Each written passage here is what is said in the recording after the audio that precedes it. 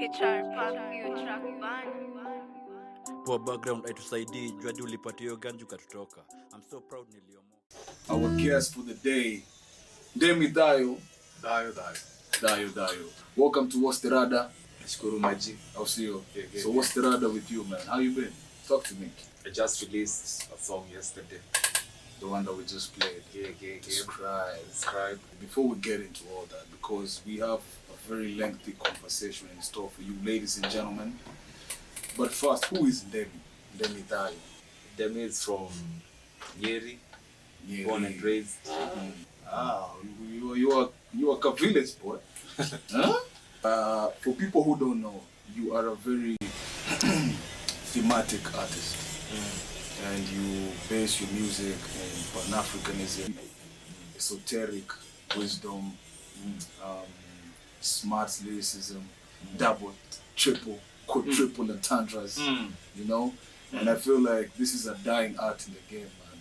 Yeah. So what is it a challenge for you to come into the hip-hop scene backed by the old beliefs of like you have to be a lyricist, you have to be smart with the pen, because nowadays people are just rhyming, man. Yeah. Man. So is it a challenge for you to fit into such a very cliche, shallow industry and the space? It's not a challenge for me because I believe I'll try and shift the culture. And what we're trying to do is just pioneer a new movement of knowledge and gnosis. Yeah. And I believe, you see, everything has a season. Yeah. So we are in the Aquarian season, and I believe knowledge will reign supreme. So I believe eventually this type of art will find its way into the mainstream. Well, let me ask you real quick. For someone who doesn't understand, when you say we're at the age of Aquarius, what does that mean in layman terms? We are in a knowledge dispensation. Knowledge dispensation. Yeah. That's the space. So that's the phase we're entering. Yeah. It's already here. Yeah. And there will be a lot of DNA upgrades. So DNA upgrades. Yeah. So we won't be thinking as we have been thinking. Yeah. There's a major shift happening. Is it a major shift happening in humanity as a race, or in the melanated version of humanity? Because it's a general game. Everyone will upgrade. Yeah. But with the denser DNA structure will also vibrate a little bit high. Yeah. I get you. So it's when you takupata. Yeah. It's how we find you. And also your preparation, because your preparation before. You have to. The flower bed has to be prepared. The flower bed has to be prepared. You have to be prepared to receive. You just can't receive an upgrade, an ascension. You have to be prepared for an initiation. True. Before you go to war, you have to train and practice and all that. Train and practice. So yeah. So we are at the edge of Aquarius. Yeah. Interesting. Man. So when did you start music actively, man? Just 2012. 2012. 2013. After high school. Is when I recorded my first song in Nyeri. It was just a freestyle and all that. That was the beginning. Yeah. 2013, but it wasn't all that. But I can say, like, actively, it's been like 3 years now, or 4 years of actively, like something substantial, something you can bring on the table. Yeah, like you fully immersed yourself into the craft, mind, body, and soul. Yeah. I love that, man. I love that. So I want to ask you, because we have listeners from even across the pond.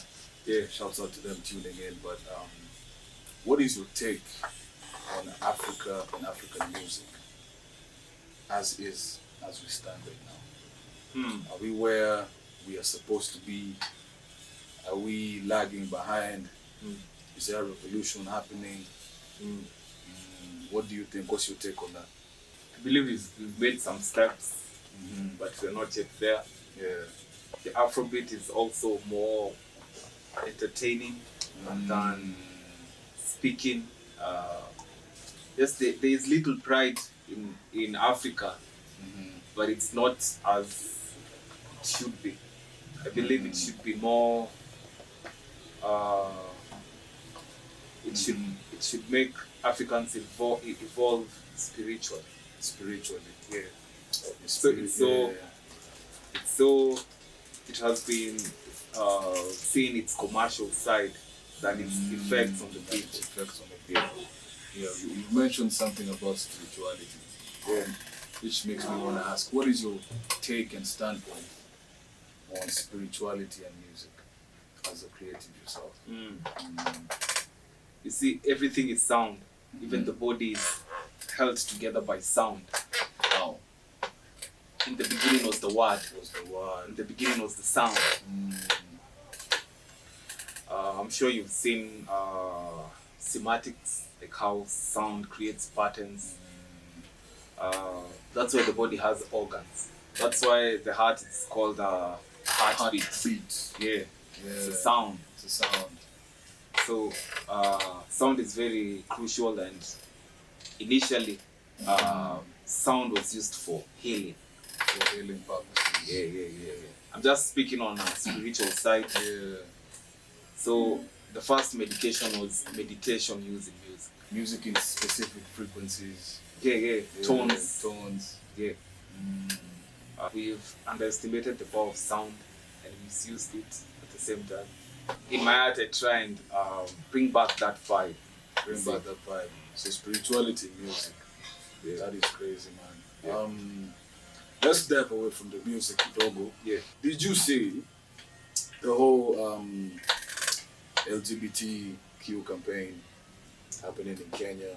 Yeah. Past few weeks, and now more recently in Uganda. Yeah. And even globally. Yeah. Like, what's your take on that? What's your standpoint?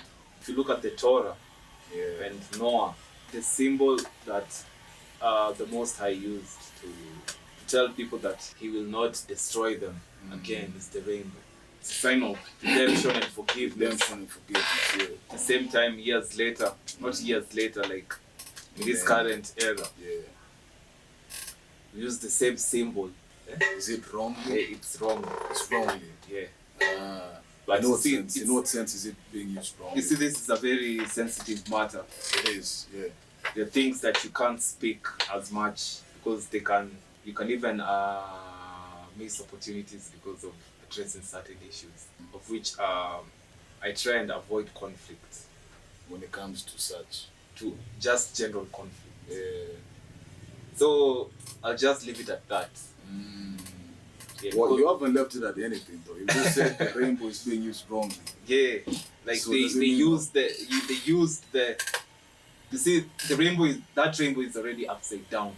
Like the purple starts at the bottom, and we all know the red starts at the bottom because you even have a beetroot. The red Richard of York, it's red. The red was at the bottom, which means the chakras it's upside down. And was that intentional? It's intentional because it's all about playing the backward music. Purple should be at the top because it's the violet, it's the ultra crown chakra activation. The red is the root chakra. The red is the root chakra. It should be at the bottom. So just looking at the rainbow in that aspect, there are signals that it sends to the brain because the color spectrum is more than just the abstract aspect of it.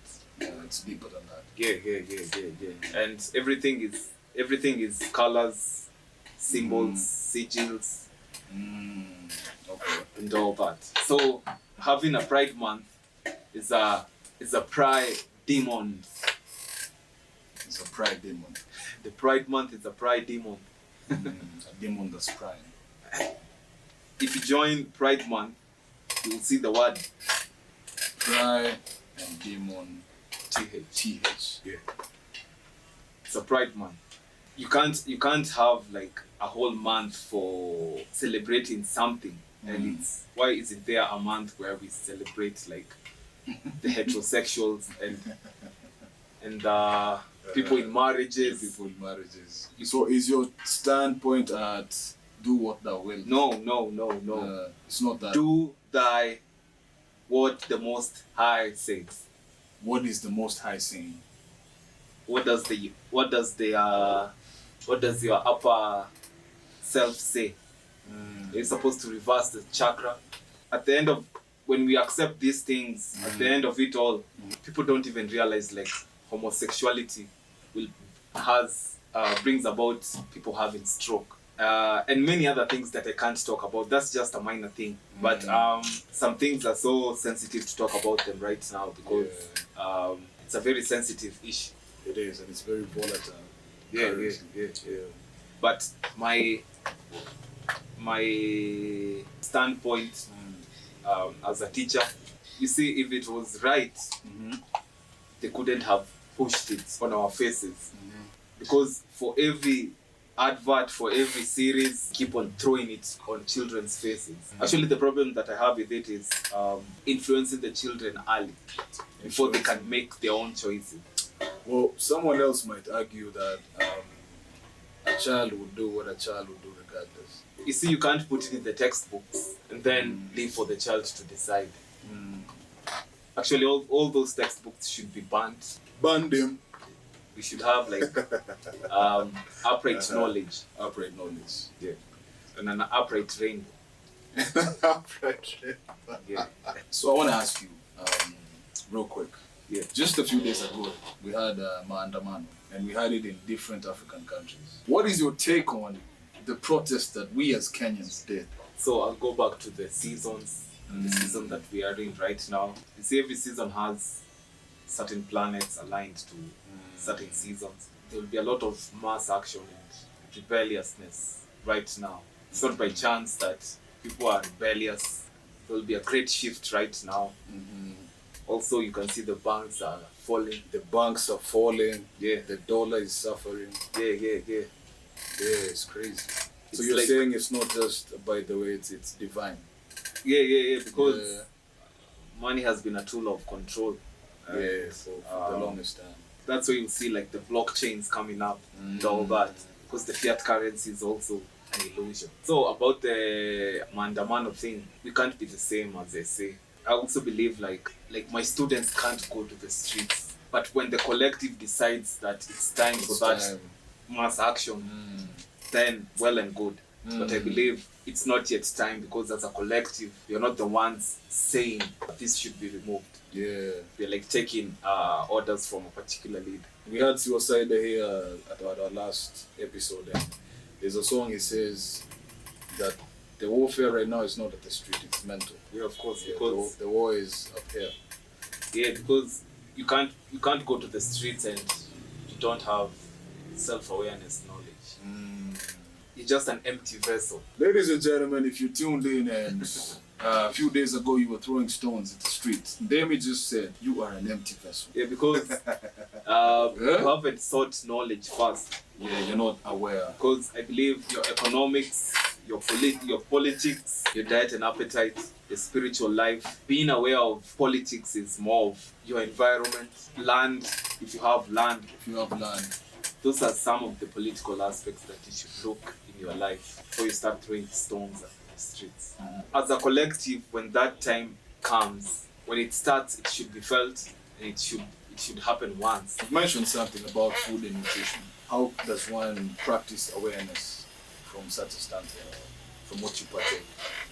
Because food is more than just for survival. Most people don't realize that. People don't even realize that you can eliminate grief with your diet. You can heal your body during times of grief by having a more so alkaline diet. Because you cannot be grieving and you're eating a particular type of food. The gut is the second brain. You can cry, but if your diet is still whack, you'll continue grieving. Herbs. Are you pro herbs or pro medicine? No. The allopathic Way. versus the conventional way. Well, whatever works for your body, but I feel like we are headed to a more allopathic type of healing. 50% of the medication that people take is what makes them die. 50% of doctor's prescription is one of the leading causes of people's deaths and over-the-counter drugs.